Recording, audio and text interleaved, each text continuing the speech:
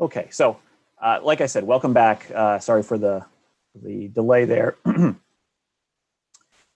So here's why we need to talk about this subject in terms of coming up with some hacks that you can use to make sports betting easier. Is a lot of what sports betting is very time intensive, and if you're doing manual lookups of things like stats or injuries or lines, bet sizing, calculating your edge, a lot of that are things that you can automate in some way, make a lot faster for yourself. And as a result, then you don't have to waste time in doing it manually. You can do it more automatically.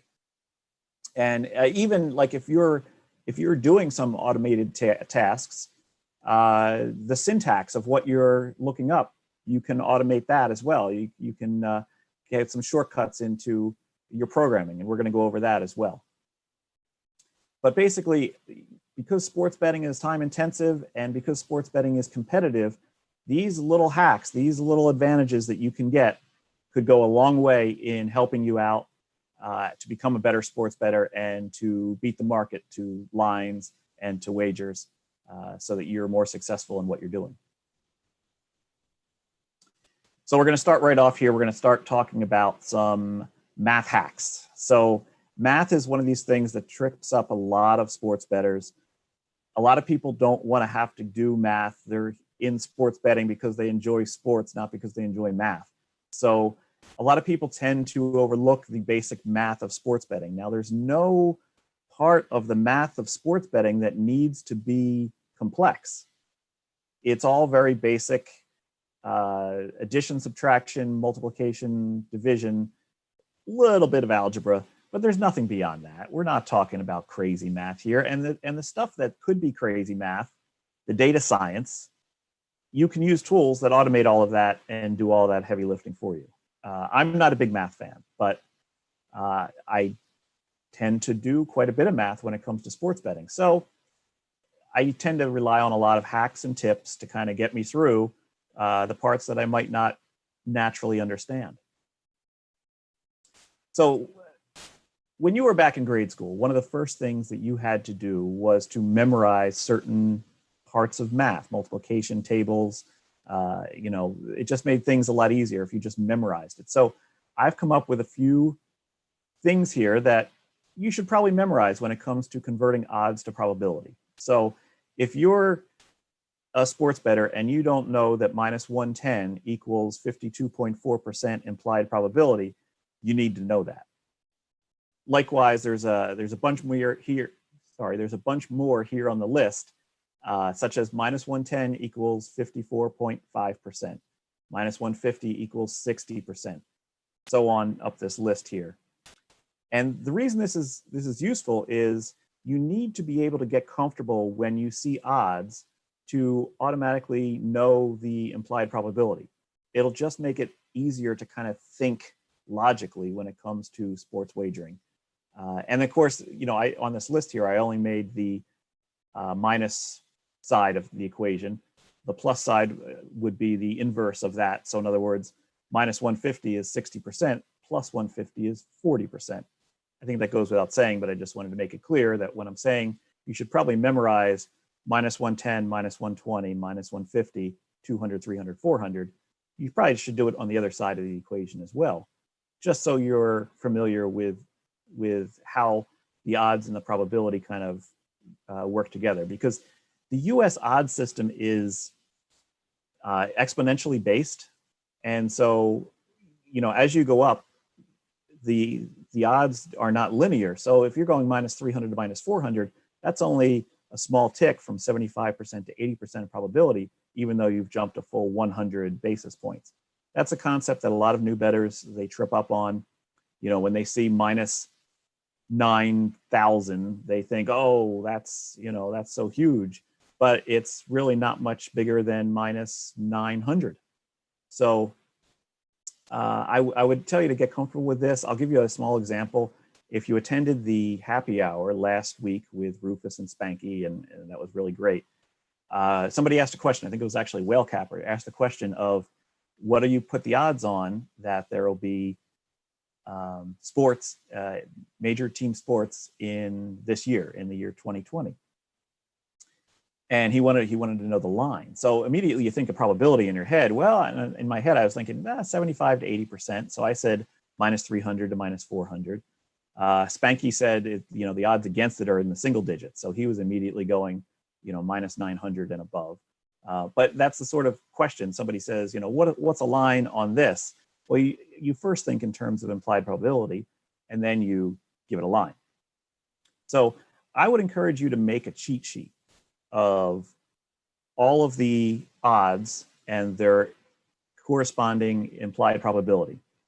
And the reason I bring this up is because one of the first books I read on sports betting, which was Stanford Wong's Sharp Sports Betting, this was page 76. And I know it was page 76 because I kept it right by my desk until the book started to wear out. And then I made a photocopy of page 76 and pinned it to the wall next to my computer so that I knew how to convert odds to probability quickly.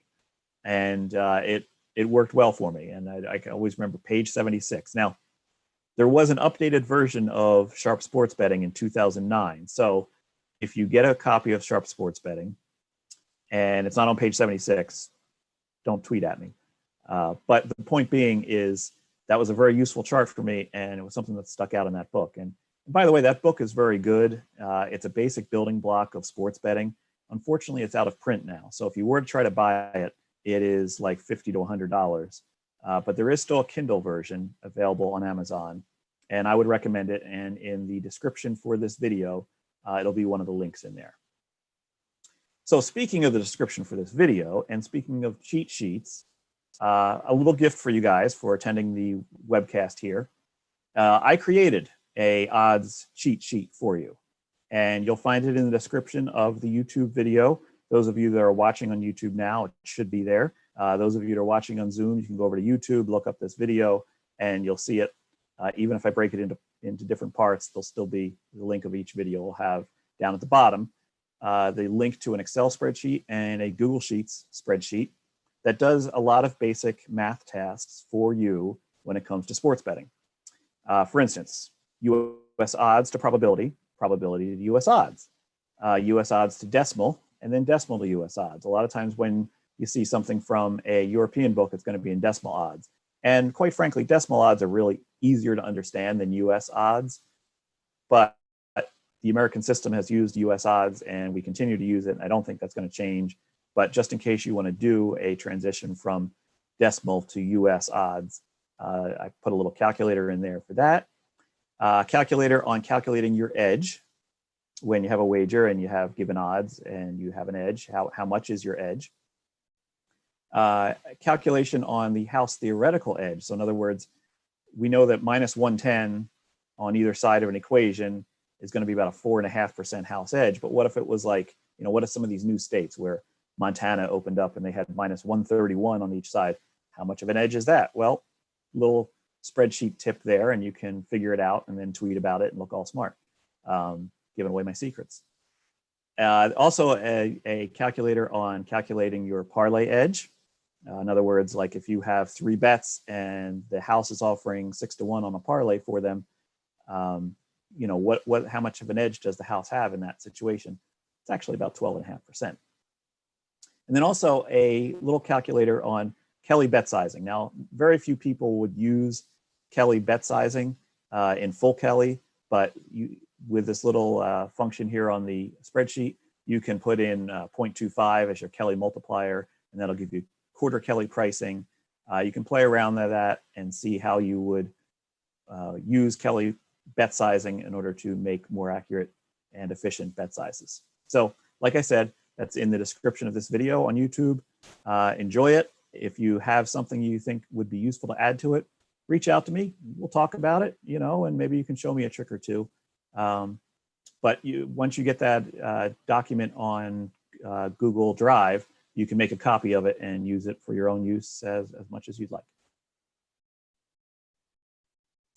So the second thing I want to talk about here in terms of a hack is injury alerts. So one of the most influential things that happens to a line is injuries or lineup changes. These are things that might not be factored into a line, and when they happen, the line's going to change. If you can get that alert before the sports book or before the massive bettors behind you, you can have a significant advantage.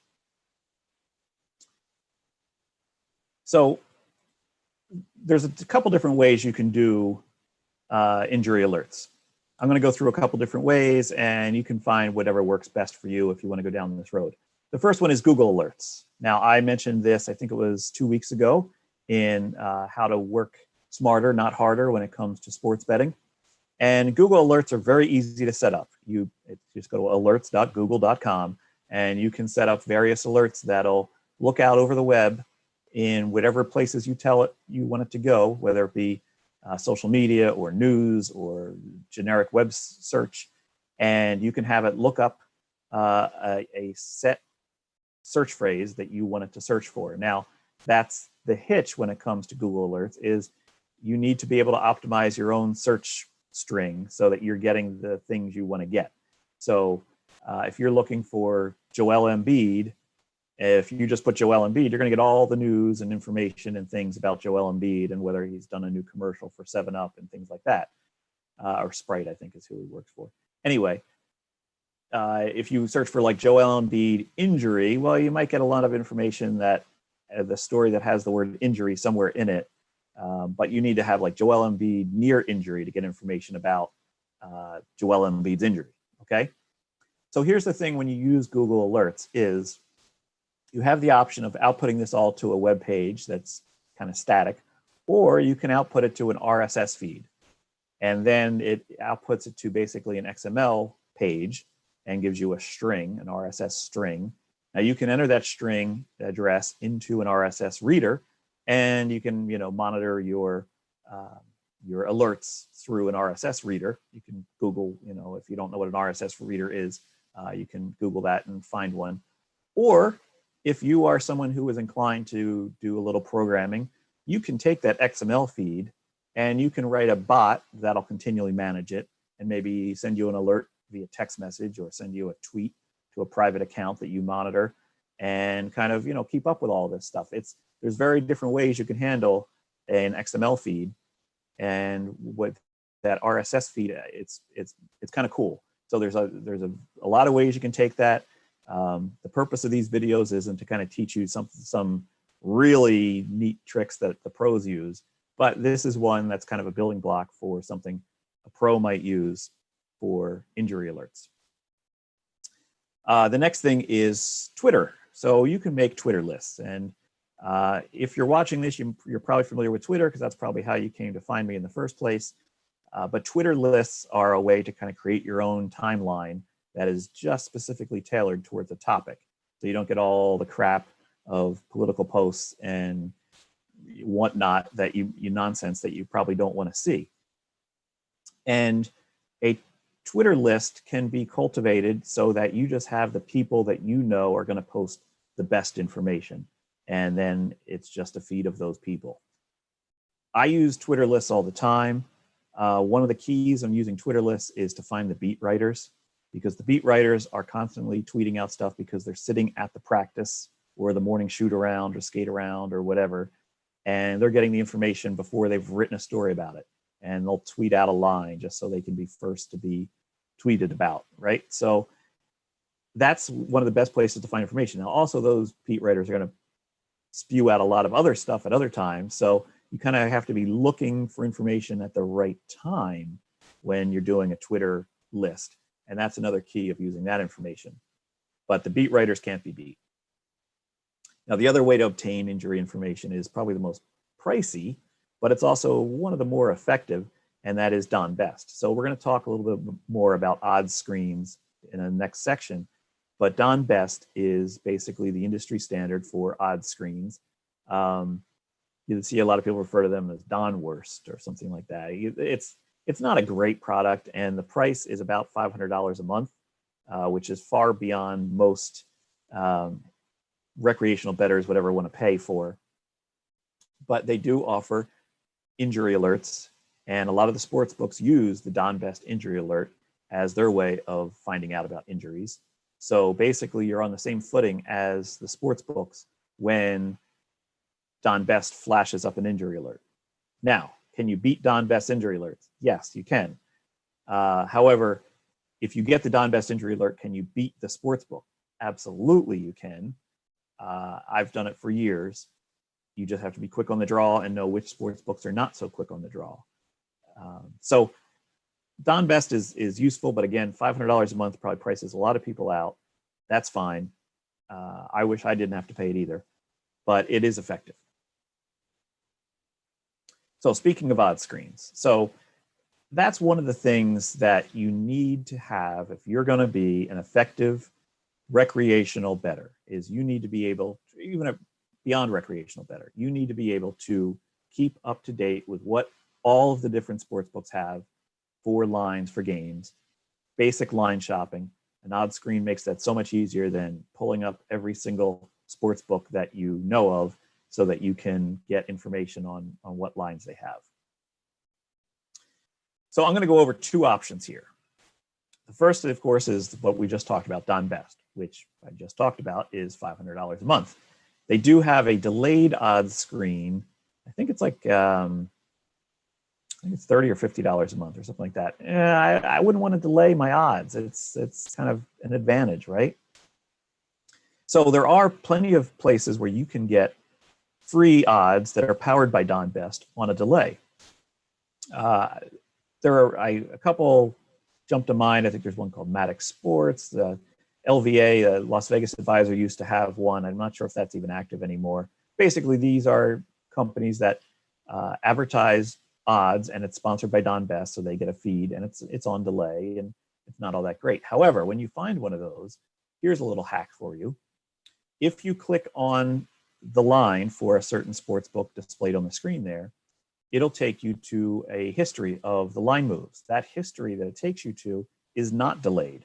It's the actual live real-time line. So if you use one of those sites, you can click on a line history and it'll tell you the actual live line. It's a very ineffective way, but it's a way to kind of hack and get around the delay when it comes to sites that kind of publish the Don Best odds screens. Now, there are others that have very high quality lines feeds. SBR Lines comes to mind. Vegas Insider comes to mind. And these are good, but they do have their faults as well. But any odds screen is better than no odds screen.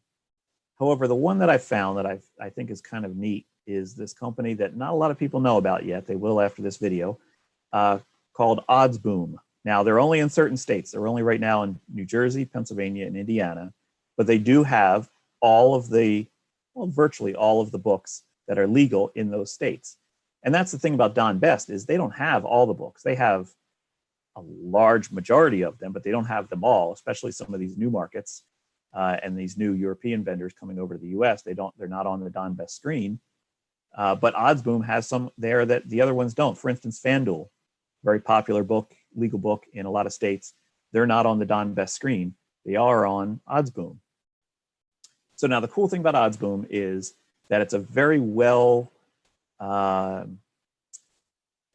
pleasing site in terms of how it looks and how it acts. The logos look nice, the colors are nice, the layout is nice. Don Best is a little bit old school and feels like you're in like MS-DOS or something. But Odds Boom is very nice. Now, here's the caution. Odds Boom is an affiliate site. They're going to make their money by offering affiliate links.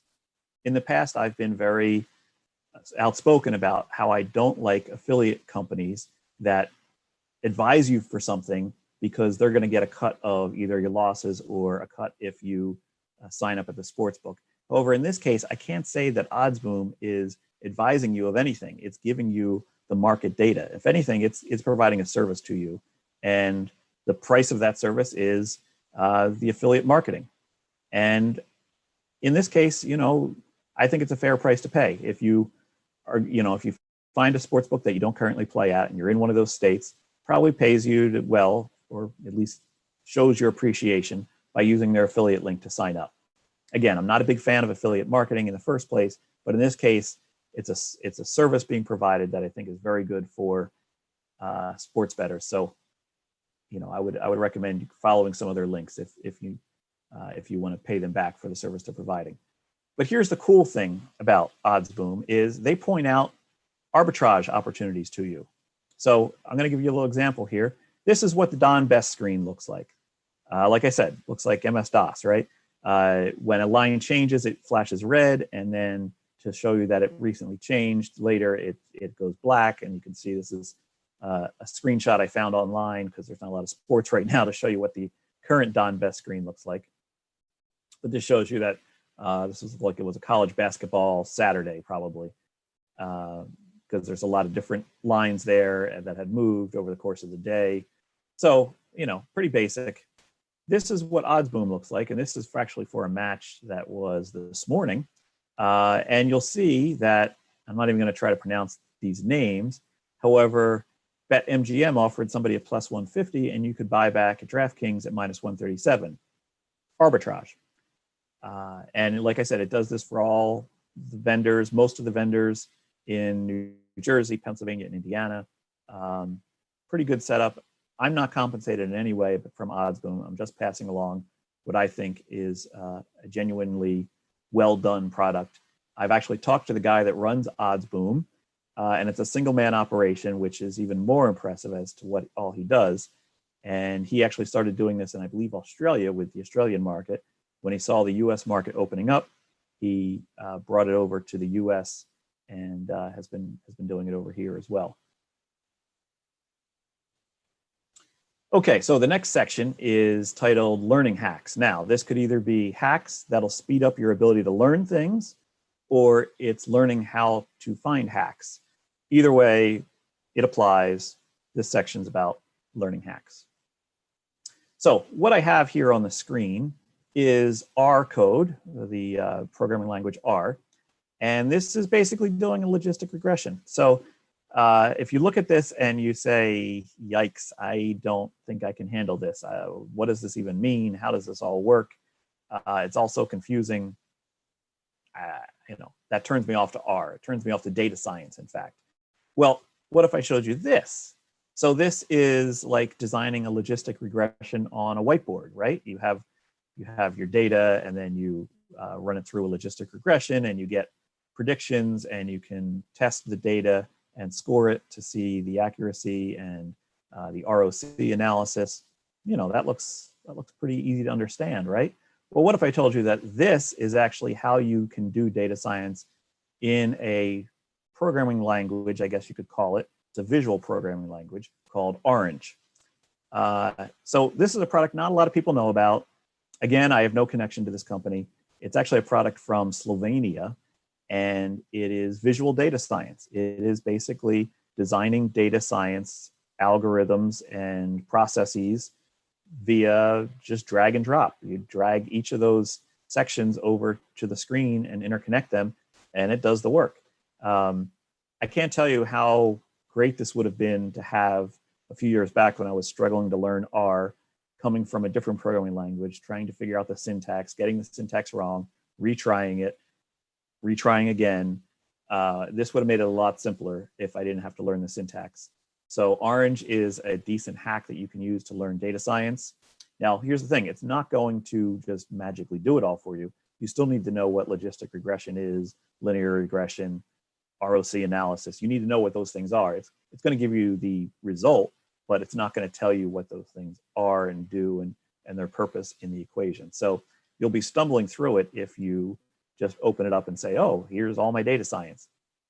One of the other drawbacks of Orange is it's light on tutorials. So in other words, you can go on YouTube, and we'll get to that in a second, and look up everything for R, find all these great tutorials, how to do it. There's books on it. But when it comes to Orange, there's not a whole lot of information out there for Orange. So you're kind of on your own in terms of learning the product. But like I said, it's kind of a cool product. And I think it's very full-featured. It has native Excel reading capability. So in other words, with R, you need to translate things into a CSV file to bring it into R. With Orange, it just reads the Excel file. It's kind of a cool product. I don't see many people talk about it. So it's one of the hacks for learning data science. The other hack I have here for learning things visually, just like Orange is a visual product, is YouTube. So you guys know all about YouTube. You're probably watching me on YouTube. Here's the thing.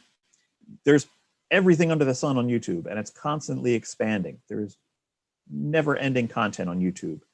Some of it's great, some of it's not so great.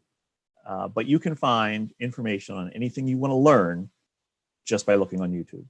I feel weird saying this on YouTube about using YouTube to find information, because that might be how you're finding this video. But the point being is it's a great tool for visual learning. If you don't like looking in books, reading things, YouTube's a way to just sit there and kind of just take it in. The one caution I would have with YouTube is there's a lot of dated material out there, and the quality varies in terms of what's out there. Some of it I've seen regarding basic data science when it comes to sports betting is wrong. They make some assumptions. They make conclusions out of data and then use that same data to test against, which is a huge flaw when it comes to using data science with sports betting. But YouTube is pretty good. And then, of course, there's also books. So a lot of people like learning out of books. And I found some decent books that teach a lot about learning hacks when it comes to sports betting. In fact, one of them is called Baseball Hacks. Now, that book is a little bit dated. It's been out for a few years. A lot of the programming that's in it is in Perl, which is kind of a little bit more outdated now that Python's come along. But Baseball Hacks was the first place I ever found about data mining Major League Baseball and all of the in-game data, which Major League Baseball makes available for free through their MLB Advanced Media, MLBAM. And you can write scripts that go ahead and just grab that data as the games happen. Major League Baseball is the easiest sport to kind of data mine that way. Baseball Hacks was the first place I ever saw that information, and I've used it ever since. Another good book, Analyzing Baseball Data with R, sort of like almost like the sequel to Baseball Hacks, except now it's in R. A lot of the same computations are done in that book that were done in Baseball Hacks. Baseball Hacks with R is probably a little bit more comprehensive. It's also written at a little bit more advanced level. You don't need to fully know R, but you need to have at least familiarity with R for that book to make sense. And then I threw a non-baseball book in here. Analyzing Wimbledon is an incredible book. I read about tennis. I don't even bet tennis, but I read it. And I thought, wow, if I bet tennis, this would have been kind of groundbreaking to me. But it's very good about the statistics of tennis and analyzing those statistics in order to then crunch some numbers and spit out projections when it comes to tennis. So all three of those books are also linked in the description of this video. Go ahead and check them out. They're all quality books. And the good thing about books is you always know where you learned it. Like, you don't have to go try to find a video again. You don't have to go try to sort through some old files that you were playing around with. You have the text, and you can kind of keep it by your computer or wherever, and just flip up and find the page where you learned it from, and you can relearn it. So books are a little bit more timeless that way. So I still buy a lot of books because I always find something in a book that teaches me a nugget of information that I might not have otherwise known. So the last thing, the fifth thing here, is data scraping. So data scraping is sort of like this magical force that people want to be able to learn how to. It's like being a Jedi master if you're able to scrape data when it comes to sports betting. And I agree, it's pretty cool, especially if you're using statistics in some way for any of your handicapping, to have the ability to scrape those statistics rather than to manually write down pen and paper, and figure out some kind of metric that you're handicapping with. You really need to be able to scrape that data. So we're going to talk briefly here about the different ways you can scrape data. The easiest is using Excel or using Google Sheets. Excel has the web query function, which is now called Power Query. It's actually pretty cool, very expansive. It's very easy to use.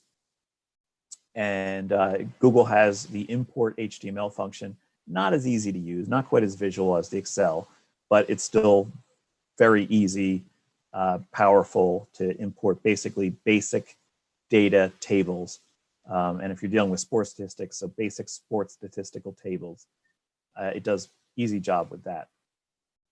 However, it's also the most rigid. So it's not going to be able to go beyond basic data tables. And a lot of websites have too many, pop-ups and other crap they have around the information you're trying to get to.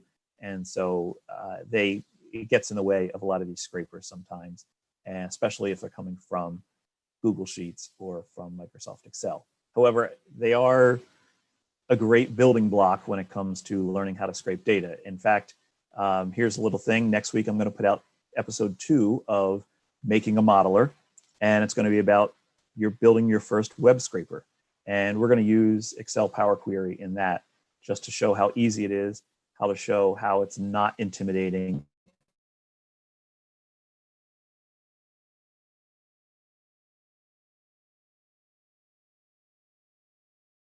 Okay, next we have R and Python. So R and Python are obviously the more popular scripting languages these days.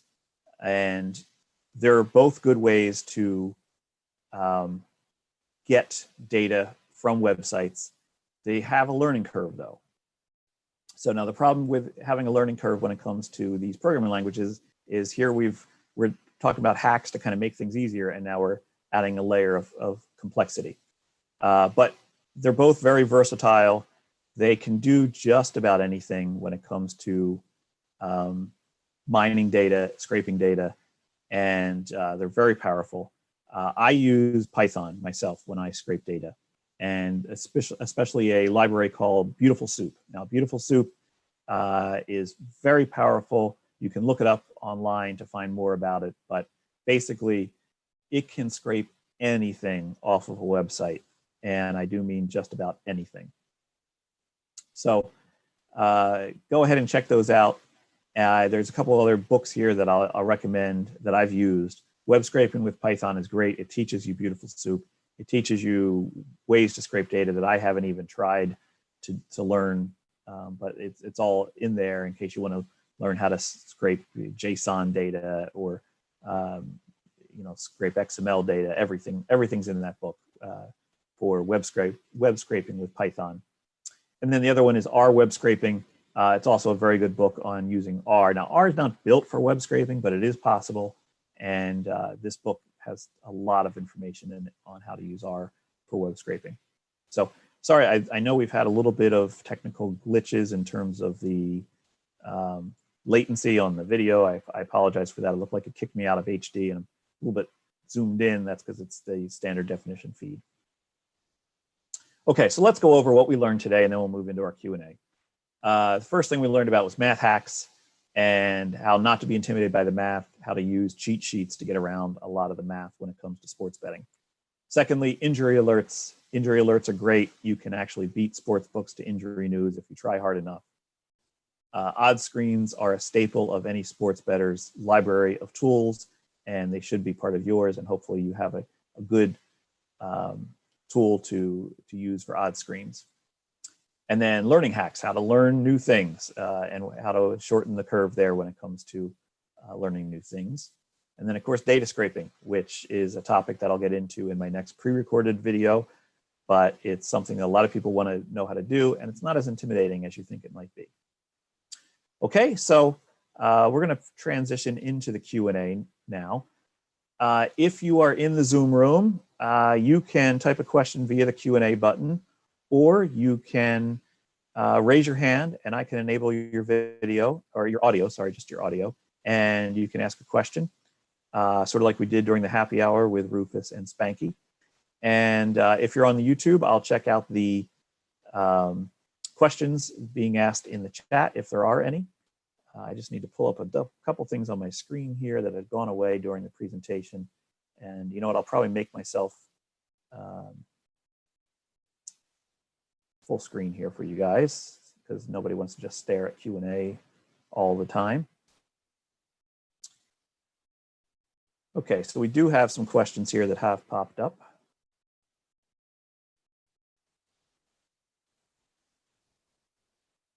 Okay, so JA asks, what about adding a cheat sheet on how much a half point is worth? Yes, you can. That would be cool to have. It varies by sport and it varies by type of wager, and it's all very nuanced. And so, like, I could make one for the NFL for full game, but the problem is there's beyond the full game, there is the halftime and the NFL totals, and it's not the same for college football, even though it's still football. So there's a lot of different things there with that are kind of intimidating to make a set calculator for. However, um, if you Google around enough, you'll find that information, and I, encourage people to do that. I set myself back to HD. Marcus, hey Marcus. Marcus asked, give us a few examples of books that are not quick on the draw. I don't know if I want to do that, Marcus. That's more of a trade secret, right? So I did give you the information on how to find them, because if you're looking at the odds screens, then you're going to see the books move. And so if you can identify when some information comes across as injury news, then you can see which books are moving fast enough. So I'm going to leave that as an exercise for the listener to figure out how to do.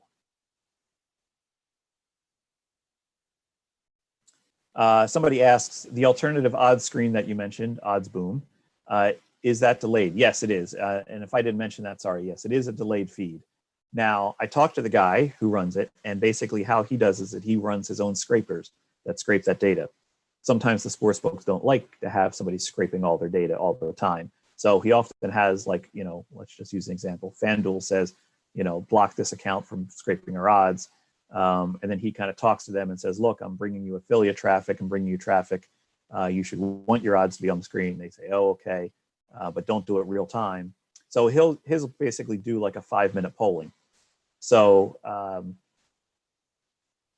basically that means that every 5 minutes or so that, it's getting the latest odds. So your data may be a minute delayed, 30 seconds delayed, or up to 5 minutes delayed. Tough to say which it'll be, but it's a pretty good site. I've looked at it enough to know that it's comparable to what Don Best has out there, even with the little delay.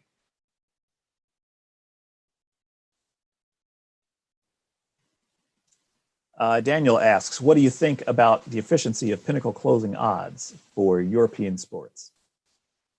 So I don't pay a lot of attention to Pinnacle's closing odds, but closing odds in general are going to be the most efficient of the information at hand. Here's the thing about Pinnacle, though, is since they are such a low VIG model, they're often the place that people will buy back if they need to lay off some of their risk. And whether by people, they could be large bettors, they could be small bettors, they could be other books that are using their Pinnacle to lay it back off at a low VIG price. So I would say the Pinnacle closing price might be a little less efficient than some others. I would say the Chris closing price is probably more efficient. Chris being bookmaker.eu. They're probably the most efficient closing price that you can find if you want to use that as tracking some of your data. Okay, Jerry asks, do you data scrape bookmakers' websites directly yourself?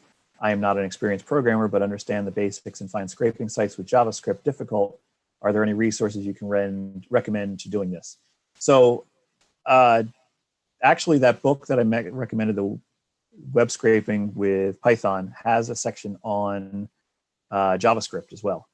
I do not scrape many bookmaker sites myself. It's ever changing. It's something you have to keep up.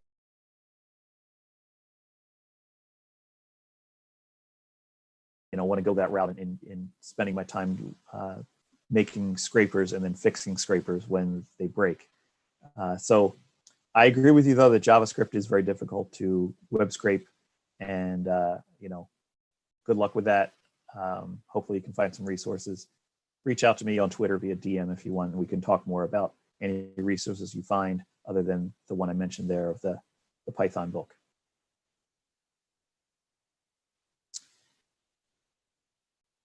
Question here from the YouTube live stream: why Python over R?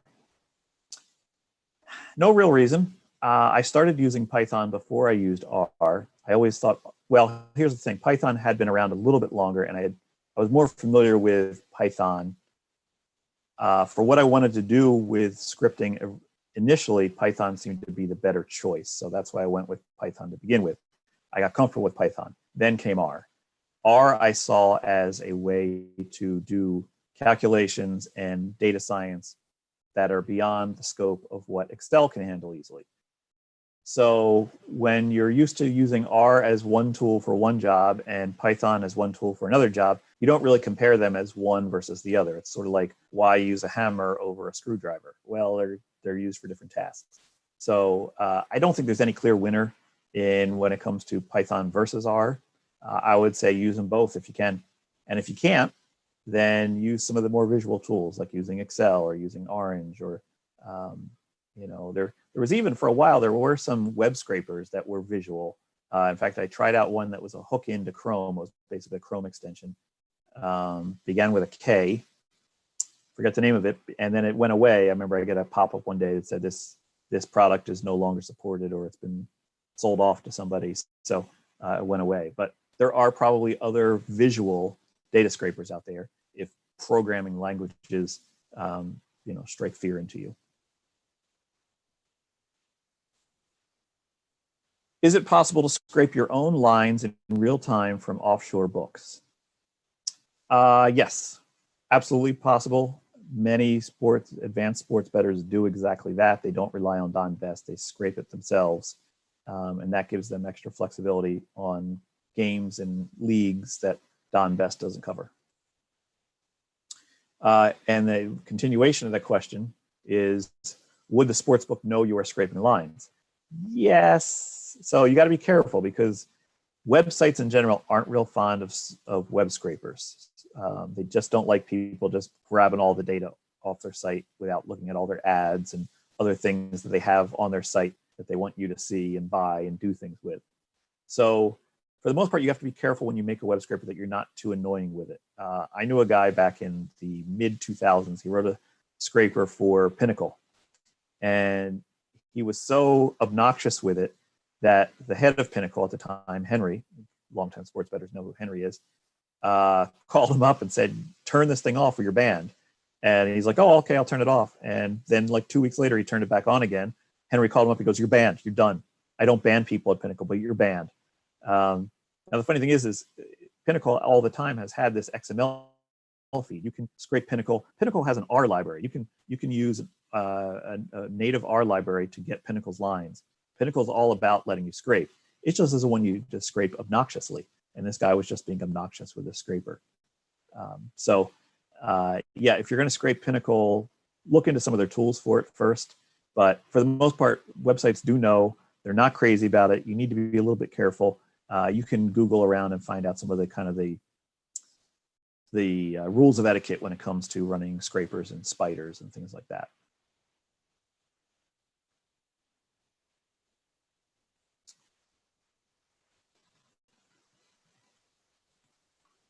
Somebody asked, will you get a kickback if we sign up using the provided links? So full disclosure, with the Amazon links, there is an affiliate program. I get like 2.5%